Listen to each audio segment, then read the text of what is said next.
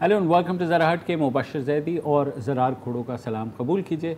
हम गड़े मुर्दे उखाड़ने के चैंपियन हैं और ख़ुद की सेल्फी लेने में इतने माहिर हो चुके हैं कि हमें अंदाज़ा ही नहीं होता। सेल्फी खुद की ही ली जाती है। हाँ, मतलब टेक्निकली मतलब वो एक सेल्फी ही काफ़ी है। सेल्फी ही काफ़ी है, बस नाम ही काफ़ी है कह लें। गुज़िश्ता बरस फरवरी में एक वाक़या हुआ था, बालाकोट पर भारत ने हमला किया था जिसका पाकिस्तान ने जवाब दिया। उनका एक पायलट एक जहाज़ गिराया जिसके पायलट अभिनंदन को अपनी कैप्टिविटी में रखा और उसके बाद उसको खैर सगाली के तौर पर भारत के हवाले कर दिया। होना तो ये चाहिए था कि वहाँ से सेटल हो जाता, बयानबाजी पाकिस्तान भारत की चलती रहती, मगर ऐसा क्यों कि हम हमारे जो साहिब इक़्तिदार हैं या सियासतदान हैं वो क्यों कोई ऐसी बात ना करें कि गड़े मुर्दे अब उखाड़े जाएँ।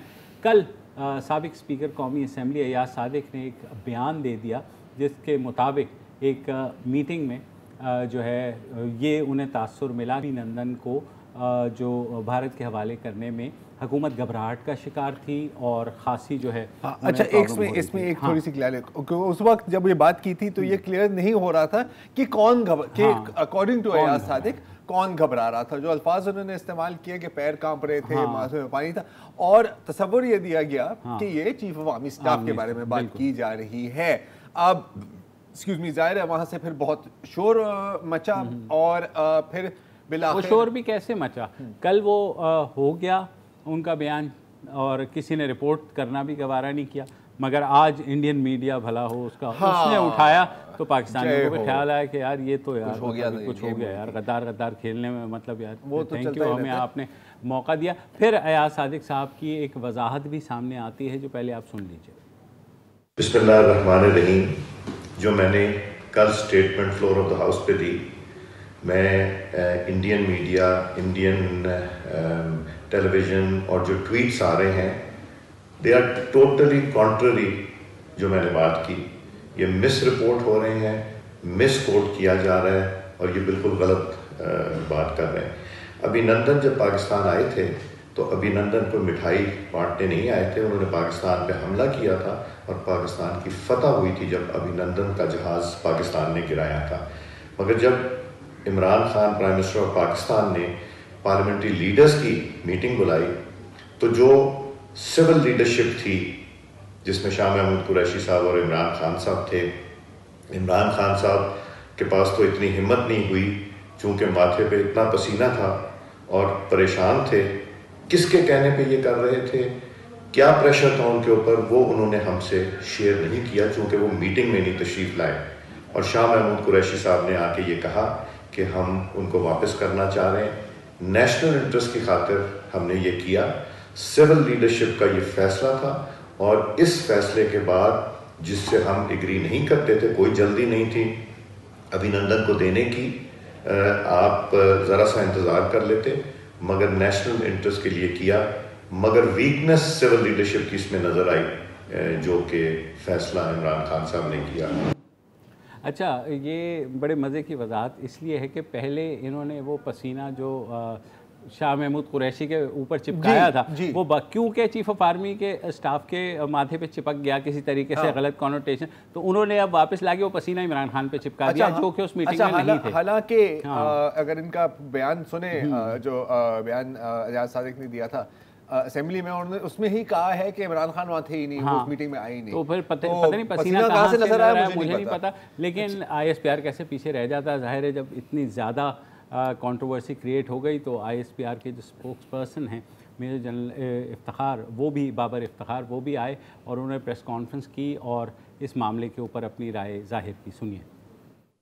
कल एक ऐसा बयान दिया गया जिसमें कौमी सलामती से मुंसलिक मामलात की तारीख को मसख़ करने की कोशिश की गई। पुलवामा वाक़े के बाद 26 फरवरी 2019 को हिंदुस्तान ने तमाम बैनुल-अक़वामी क़वानीन की ख़िलाफ़ वर्जी करते हुए पाकिस्तान के ख़िलाफ़ जारहियत की।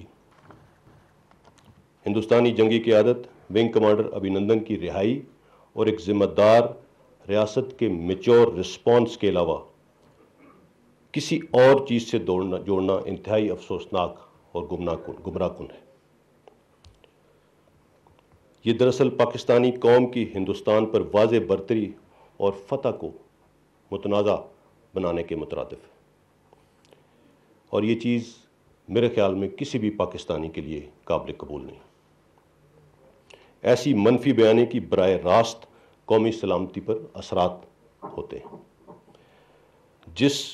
और इन चीज़ों का दुश्मन इंफॉर्मेशन डोमेन में भरपूर फ़ायदा उठा रहा है कि झलक आज आप सब इंडियन मीडिया पर देख सकते हैं। इन हालात में जब दुश्मन कुव्वतें पाकिस्तान पर हाइब्रिड वॉर मुसल्लत कर चुकी हैं, हम सबको इंतहाई जिम्मेदारी से आगे बढ़ना होगा। अच्छा, रिकॉर्ड की दुरुस्तगी हो सकती थी, बहरहाल इन्होंने कर दी, और बात इनकी इस हद तक ज़रूर सही है कि भाई एक मैच्योर रिस्पांस दिया और तमाम लोगों ने मिल करके एक फ़ैसला किया, और जिस तरह से दिया गया उसको सराहा भी गया। और जब आपने राइट और रॉन्ग कह ले, डिलेड और अर्ली डिसीजन कह ले, लेकिन एक जब डिसीजन ले लिया गया रियासत की जानिब से, जिसमें हुकूमत, अपोजिशन, फ़ौज सब शामिल थे, तो फिर ये गड़े मुर्दे उखाड़ने की ज़रूरत नहीं। देखो, एक और चीज़ ये है कि अब देखें, जाहिर है कि एयाज सादिक साहब एक तरह से तो मतलब बॉस को भी खुश कर रहे हैं ना कि यार देखें आपका बयान है तो मेरा भी बयान है।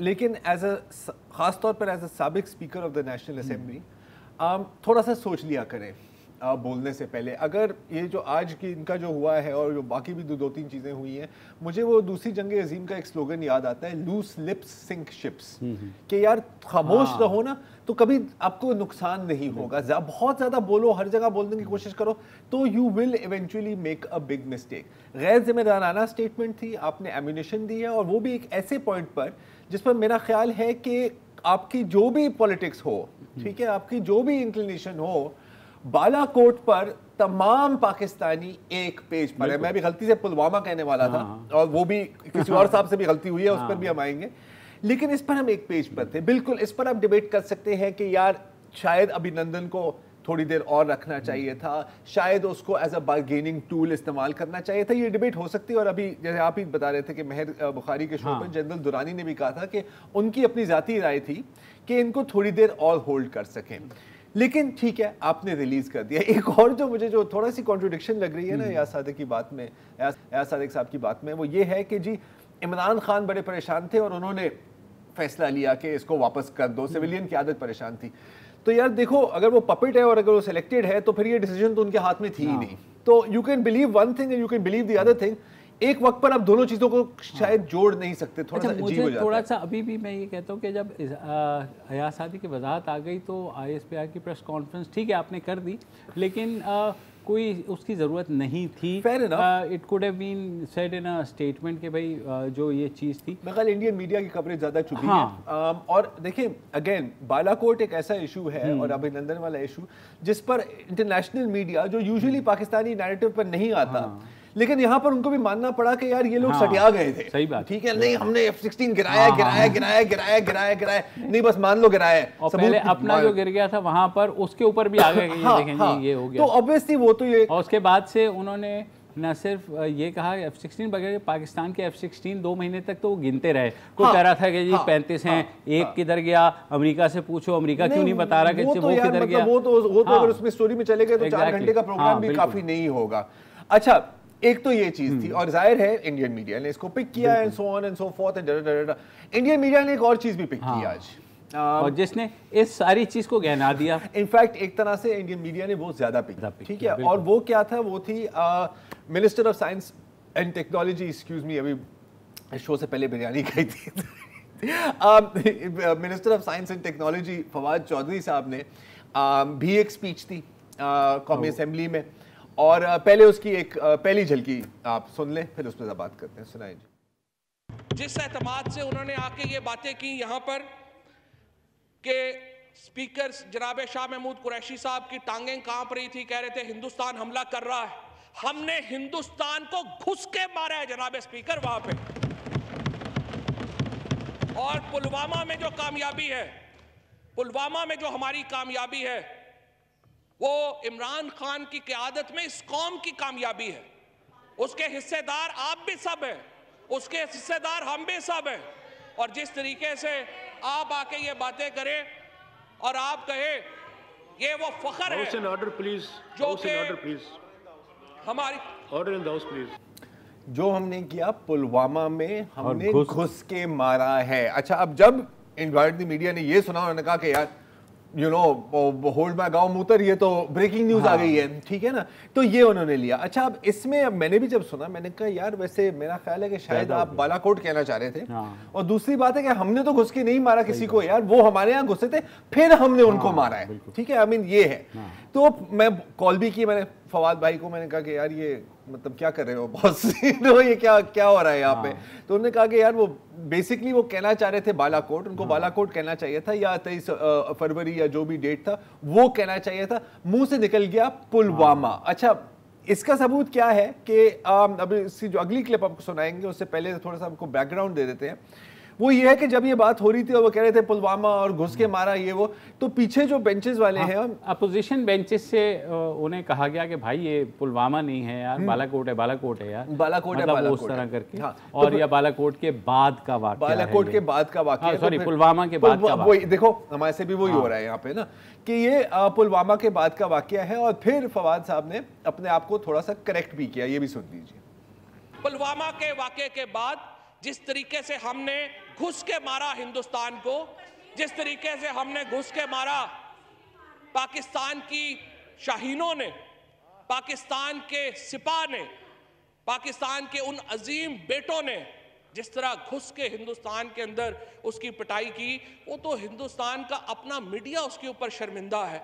अच्छा, इस पे भी आए कि यार DGISPR को इस पे भी कोई प्रेस कॉन्फ्रेंस करनी चाहिए। मेरे ख्याल में वो तो उनकी तरफ हाथ करके खड़े हुए होंगे यार भाई यार खुदा के लिए यार, मतलब अब देखो यही मसला है ना यार। अब क्योंकि हम, आपको पता है, हर दूसरे दिन कोई ना कोई नया गद्दार आता है, कोई ना कोई नया गद्दार आता है, तुमने ये बोल दिया तुम गद्दार हो, तुमने ये बोल दिया ये गद्दार हो।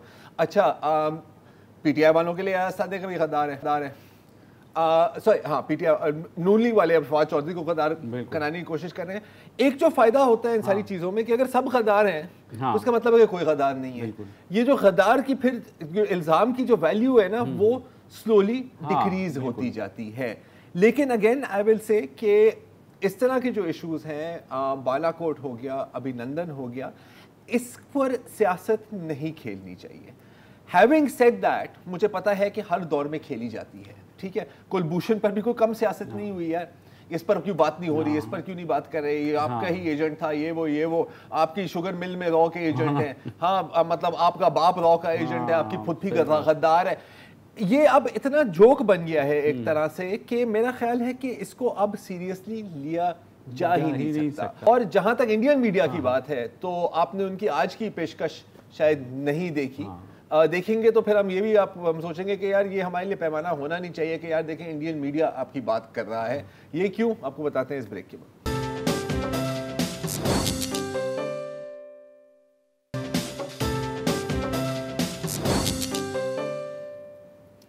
वेलकम बैक जी। तो अभी आप देख रहे थे और आप पूरे दिन ही देख रहे होंगे कि अयाज सादिक साहब ने क्या कहा और फिर अब फवाद चौधरी साहब ने क्या कहा। अच्छा, अयाज सादिक ने जो बात की वो खैर ज़िम्मेदाराना थी, वजाहत भी फिर आ गई। ऐसी बातें करने की आपको कोई कतई ज़रूरत नहीं है फ्रैंकली स्पीकिंग। जहाँ तक फवाद की बात है तो घुस के मारना का मकसद तो लोग आराम से यही निकालेंगे भारत में स्पेशली कि आप पुलवामा की बात करें। अगर आप कॉन्टेक्स्ट में देखें, जो कॉन्टेक्स्ट में कोई नहीं देखता, जाहिर है कितना टाइम है किसी के पास, तो आपको पता लगेगा कि यार ये 90% एक स्लिप ऑफ द टंग ही थी। अब मसला ये है कि यहाँ पर एक ओन गोल की कंपटीशन चलती है हमारे यहाँ पाकिस्तान में। हाँ, एक दिन कोई एक ओन गोल मारता है, लोग कहते हैं यार ये लोग तो गए, अब यार इससे बड़ा भंड कौन मार सकता है। अगले दिन कोई दूसरा बंदा आता है और वो कहता है कि सर मैं आपको बताता हूँ कि भंड होता क्या है।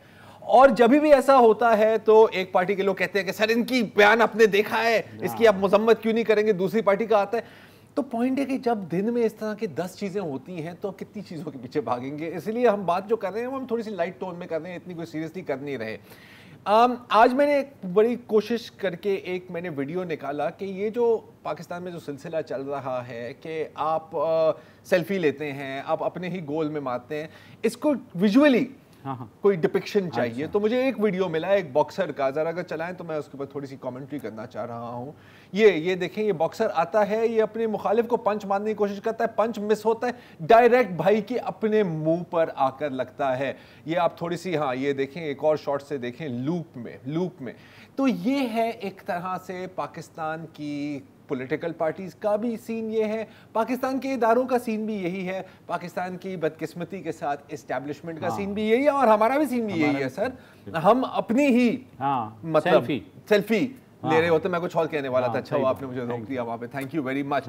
लेकिन अगर आपको इसकी मास्टर क्लास चाहिए, हाँ मतलब ओलंपिक स्टैंडर्ड की सेल्फी अगर आपने देखनी है, तो आप देखें कि आज इंडियन मीडिया जिसमें इंडिया टुडे है, जिसमें इकोनॉमिक्स टाइम्स है, जिसमें आई थिंक टाइम्स नाउ भी है। अच्छा, आप ये तो वो हॉकिश बता रहे ना, मैं आज देख रहा था हिंदुस्तान टाइम्स, अच्छा द हिंदू, हाँ सबकी हेडलाइन यही लगी हुई, ब्लास्फेमस और इस्लामोफोबिक एक्शंस फ्रांस के खिलाफ करारदाद पेश हो रही थी, और ये कह रहे थे कि यार आप लोग अपनी बातें बंद करें और वोटिंग शुरू करें। इनको सुनाए दिया मोदी मोदी मोदी। तो ये अब अगर आपके दिमाग में एक निक्का सा मोदी बैठा हुआ है ना कान में, और वो घुसर कर रहा है कि मेरा नाम बोलो, मेरा नाम बोलो, मेरा नाम बोलो, तो फिर आपको यही सुनाई देगा। तो पॉइंट ये दिखाने का मकसद क्या है, सिर्फ ये नहीं है कि मजा आता है मुझे ऐसे क्लिप्स चलाते हुए, ये भी है कि भारतीय मीडिया की कवरेज को हम अपना पैमाना नहीं बना सकते। मैं यही बिकॉज़ ये सटिया गए हैं यार। कराची में सिविल वॉर करा दी बॉस, बिल्कुल हाँ, गुलशन बाग को आग लगा दी यार, मतलब गुलशन बाग अब इनकी बात अभी तक रिहैबिलिटेट सर वो आईडीपी कैंप बने हुए हैं, आपको पता नहीं, शाहराए खैबान के बराबर में रीसेटलमेंट कैंप्स आपको नहीं। तो अब मजे की बात ये है कि हमारा पैमाना क्या बन गया कि इंडियन मीडिया पे जो चल गया है, देखे भारत की जबान बोल रहा है, ये भारत की जबान बोल रहा है, ये वहाँ पे तो हमारे कबूतर भी चल रहे हैं। और मैं आपको एक्सक्लूसिव दूं कि ये जो कह रहा है कि पाकिस्तान में जिन लोगों से इसने बात की, तो मुझे लगता है कि इन्होंने अयाज सादिक और बाद में फवाद चौधरी से बात की होगी, पता नहीं किससे बात, क्योंकि जो भी इन्होंने स्टेटमेंट दिए कि पाकिस्तान में मौजूद लोगों थे कंफर्म किया कि मोदी मोदी के नारे थे, वोटिंग के नहीं थे यार, मतलब बिल्कुल। बट एनीवे देखो, हैविंग सेड दैट यार, ये जो मजाक बन गया ना यार, मेरे ख्याल में थोड़ा ज़्यादा निकल गया है। कोई एक बंदे को चाहिए यार, कि या किसी एक इदारे को चाहिए कि इन सब शरारती बच्चों को आप एक टेबल पर बिठाओ और एक ही दफ़ा यार कुछ ना कुछ प्लीज़ कुछ कंक्लूड कर दो। मसला ये है कौन करेगा जब सब शरारती हों, तो कौन किसको बिठाए। तो जरा वक्फा ले लेते हैं, वक्फे के बाद हमने कुछ सीरियस बात भी करनी है। कोरोना की दूसरी लहर पाकिस्तान में आई हुई है और हमारे साथ मौजूद होंगे वज़ीर आज़म के माविन ख़ुसूसी डॉक्टर बराए सेहत डॉक्टर फैसल सुल्तान। वक्फे के बाद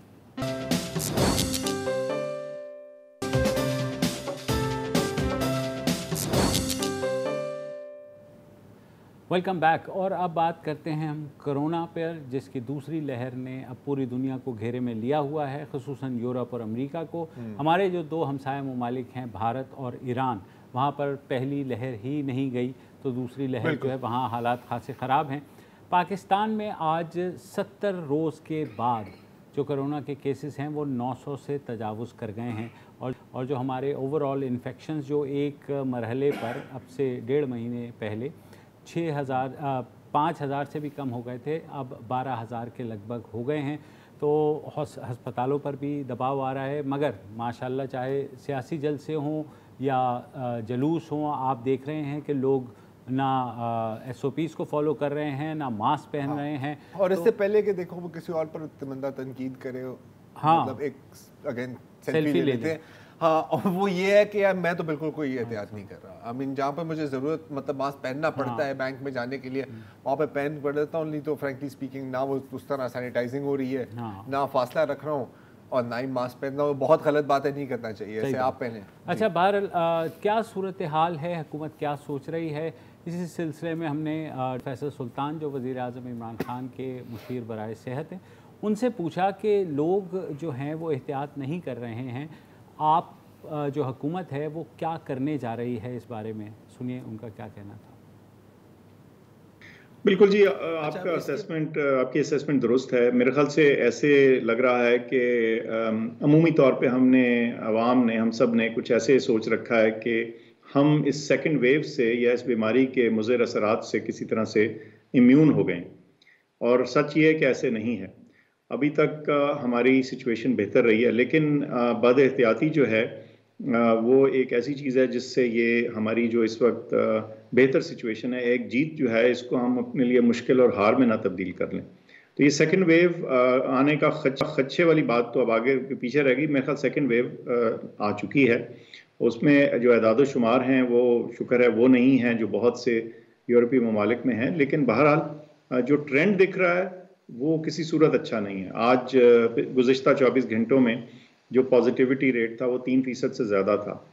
ये अगस्त में हमारे पास इस तरह का पॉजिटिविटी रेट था। उसके बाद पिछले 2 माह से हम बहुत बेहतर सिचुएशन में थे। केसेस जो नए हुए वो 908 हैं, वो भी सबसे ज़्यादा हैं कई हफ्तों में। इसी तरह 16 अमवात हुई और जो हेल्थ सिस्टम के अंदर हैं उनका सिलसिला है वो भी बढ़ता हुआ नज़र आ रहा है। तो कोई इसमें शक व शुबा नहीं रहना चाहिए कि दूसरी वेव हमारे सर पे आ चुकी। जी अच्छा डॉक्टर साहब, जब पहली दफ़ा कोरोना वायरस आई थी और दुनिया में फैलने लगी तो उस वक्त किसी को ज़्यादा कुछ पता नहीं था। आई मीन मेडिकल प्रोफेशनल्स में भी ओपिनियन काफ़ी डिवाइडेड था। मीडिया को जो समझ आ रही थी हम वही आगे बता रहे थे, सियासतदानों को भी समझ नहीं आ रही थी, और जहाँ तक गवर्नमेंटल लेवल्स पर थी तो हमने देखा कि बहुत मुख्तलिफ एक्सपेरिमेंट्स ट्राई किए। जैसे स्वीडन की एक अलग थी, कुछ मुल्कों में तो कम्प्लीट लॉकडाउन था, कहीं पार्शल। तो अब जब दूसरी लहर बकौल आपके शुरू हो गई है, हमने क्या सबक सीखे हैं पिछली फर्स्ट वेव से जो अब अप्लाई किए जा सकते हैं?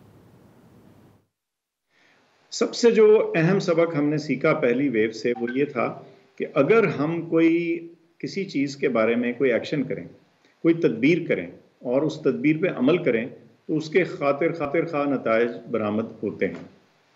और क्या वो अमल क्या थे, वो क्या तदाबीर थी? सबसे पहला हमने अपने अदाद शुमार को देखा, उसके मुताबिक हमने अपने दीगर फ़ैसले करने की कोशिश की और अल्लाह ताला ने हम पे एक खुसूसी करम किया कि हम बहुत सारे मुल्कों से बेहतर रहे इन्हीं फ़ैसलों की, इन्हीं एक्शंस की, इसी कोऑपरेशन के नतीजे में।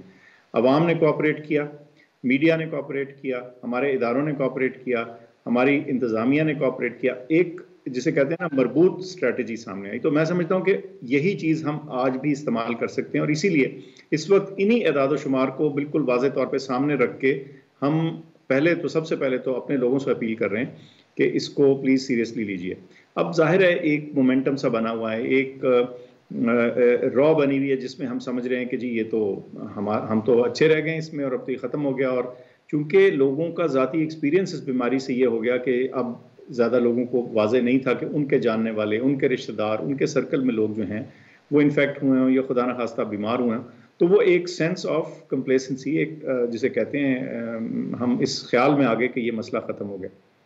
अब इसको तब्दील करने के लिए, इस सोच को दोबारा से वापस एक डगर पर डालने के लिए जहां हमें ये ख्याल हो कि ये रिस्क है और अब हमने कुछ इजाफी इक़दामात दोबारा से इख्तियार करने, वो थोड़ी सी एफर्ट लग रही है। लेकिन मैं समझता हूँ कि सिर्फ तलकीन और कहने का मामला जो है वो अब काफ़ी नहीं है।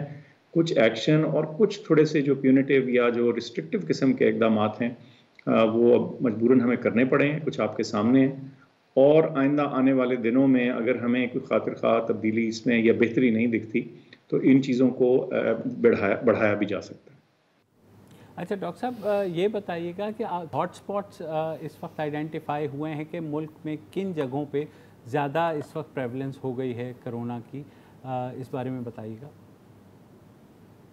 देखिए ये उमूमी तौर पे अगर आप जनरली देखें तो तमाम जो हमारे बड़े शहर हैं उनमें ये है, लेकिन हमने बड़े शहरों के अंदर भी हमने जो परसेंटेज पॉजिटिविटी है वो थोड़ी बहुत हमें जगह जगह की फ़र्क दिखती है। लेकिन मैं ये कहूँगा कि हमें इस बारीकी में जाने की बजाय अगर हम बेसिक मैसेज ये देंगे, तकरीबन तमाम जगह पे ये मसला मौजूद है, खुसूसन बड़े शहरों में, रावलपिंडी में, कराची में, मीरपुर, मुजफ्फराबाद, लाहौर, इन तमाम जगहों में जो हैं हमारे जो एदाद शुमार हैं वो पहले की निस्बत बहरकैफ ज़्यादा हैं। ये बहुत सारे शहर जो हैं 2% से कम हम चल रहे थे, इस्लामाबाद, और ये सारे जो हैं अब ये 2% से टाप चुके हैं, ऊपर जा चुके हैं। तो एक से दूसरे को अब हम कंपेयर ना भी करें तो ये चीज़ वाज़ेह है कि हर शहर अपनी अपनी जगह जहाँ खड़ा था उससे ज़्यादा परसेंटेज पॉजिटिविटी हो चुकी है, केसेस भी बढ़ रहे हैं। तो ये हॉटस्पॉट को ऐसा नहीं है कि अलग से एक शहर में प्रॉब्लम हो, ये हमारे सारे मुल्क में हमें ये फिनोमेना, ये जो सिचुएशन है देखने आ रही है। जी हाँ सॉरी, क्या ब्रेक लेनी है? हाँ, अच्छा सॉरी वक्फा ले।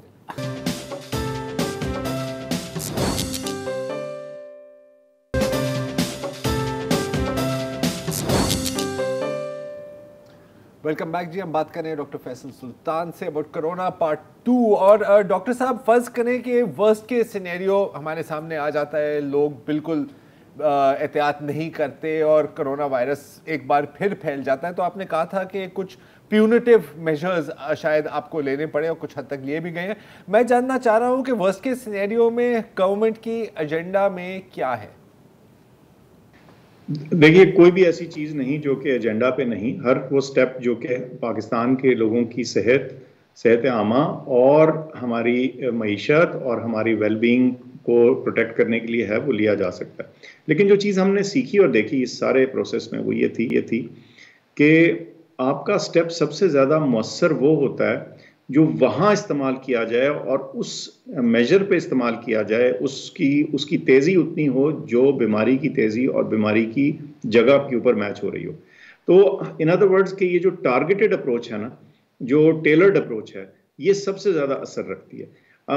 ये हम जिसे कहते हैं ब्लंट इंस्ट्रूमेंट इस्तेमाल करने के बजाय फाइन इंस्ट्रूमेंट हमें इस्तेमाल करने की ज़रूरत होगी। तो इस वक्त तो हम जो दो चीज़ें कह रहे हैं, एक तो ये कि वो तमाम चीज़ें जो हमने पहले अडॉप्ट की थी जिनका ताल्लुक हमसे, हमारी ज़ात से है, मास्क का इस्तेमाल करना। और मैं मास्क के साथ ये कहता चलूँ, कई बार लोग कहते हैं जी मास्क हर कोई ले नहीं सकता, महंगे हो जाते हैं, शॉर्ट भी होते हैं। एक तो ये कि मास्क के साथ साथ आप आराम से जो कपड़े की कवरिंग है, हाथ का बना घर का बना हुआ मास्क जो है वो भी इस्तेमाल कर सकते हैं। उसको हर रोज़ धो के धूप में सुखा के आप अगले दिन दोबारा से पहन लें। तो मास्क का इस्तेमाल या चेहरे की कवरिंग एक चीज़।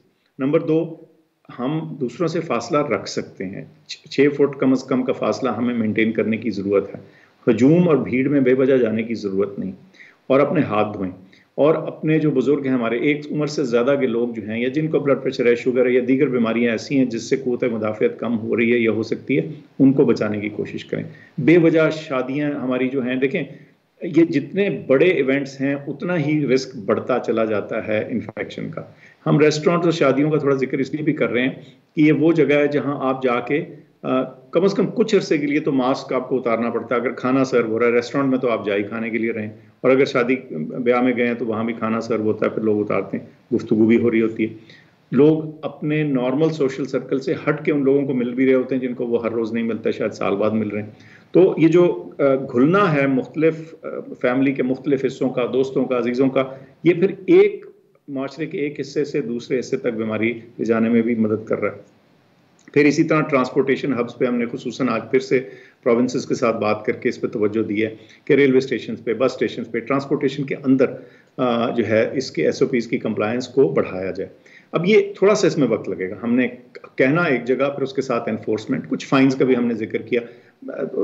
तबीयतन ज़ाती तौर पे भी या मजबूरन मतलब हुकूमत की तरफ से भी हम कोर्सिव मेजर्स में नहीं बिलीव करते। हम एक आज़ाद मुल्क हैं और हमारी कोशिश है कि हम मंतक से, मैसेज से अपनी बात समझा के सब तक पहुँचाएँ।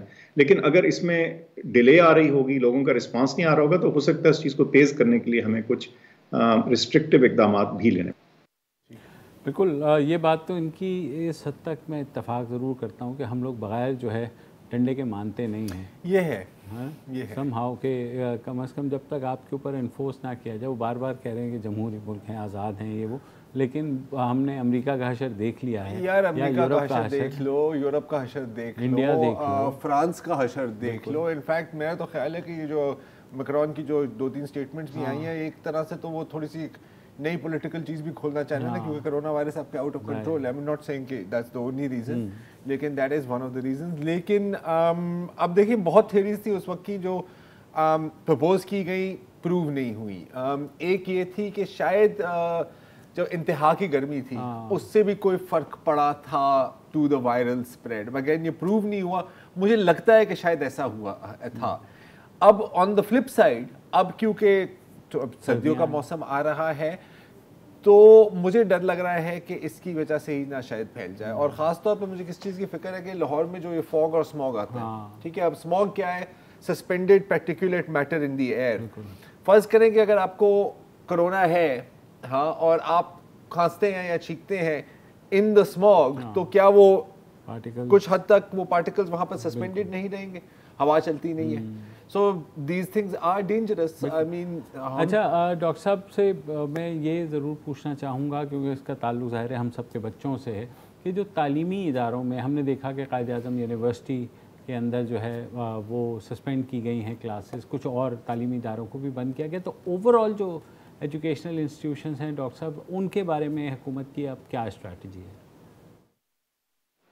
देखिए जी, अभी तक तो ये है कि जो तमाम तदरीसी इदारे हैं, तालीमी इदारे हैं, उसमें उनको बंद करने के लिए जो तरीक़ाकार है वो पहले ही तरतीब दिया जा चुका है और उसका ताल्लुक टारगेटेड रिस्पांस से है। क्लास पे है, फिर क्लास से बढ़ के स्कूल या यूनिवर्सिटी पे है, पूरे डिपार्टमेंट पे है अगर बड़ी यूनिवर्सिटी का जिक्र हो रहा है। तो अभी भी हम समझते हैं कि अगर इसको तरीक़ाकार से किया जाए तो मैनेज हो सकता है। अच्छा, वैसे अगर आप बाकी सेक्टर्स की निस्बत कंपेयर करें तो इन मैनी वेज़ जो हमारे तदरीसी इदारे हैं उनमें SOPs की कंप्लायंस बाकी जगहों की निस्बत बेहतर रही है। तो मैं समझता हूँ कि वहाँ हमारे पास ये टूल मौजूद है कि हम मास्क का इस्तेमाल करके थोड़ी डेंसिटी, स्पेस की डेंसिटी को कम रख के, यानी हजूम को कम रख के इसको मेंटेन कर सकते हैं। लेकिन अल्लाह ना करे कि हम किसी ऐसी मजबूरी में आ जाएं जिसका आप जिक्र कर रहे हैं। उम्मीद करते हैं कि हमारे जो अभी छोटे मेजर्स हैं ये इस वक्त अगर हमने वक्त पे ले लिए तो हमें आगे की बड़ी मुश्किल से जान छूट जाएगी। बहुत बहुत शुक्रिया डॉक्टर साहब। इनके कहने का मतलब है कि घबराना नहीं है मगर इजी भी नहीं लेना है। अभी तक बीच की है लेकिन खुदा ना करे वो स्टेज आए। इजी तो हम फुल हो गए हैं। हाँ, मतलब आप देख रहे हैं चाहे सियासी जलसे हों, मजहबी जलूस हों, हर जगह मैंने बहुत कम, हाँ आम आवाम हो तो वो मार्केट्स में देख लें तो ख़ुद एहतियात कर लेंगे तो हम बच जाएंगे जैसे पहले बचे हैं, वरना हमारा हशर भी खुदा ना करे ऐसा ना हो जो हमारे हमसाया ममालिक भारत या ईरान का हो रहा है। तो ख्याल कीजिए। आज के लिए इतना ही, कल दोबारा हाजिर होंगे। इजाज़त दीजिए, खुदा हाफ़िज़।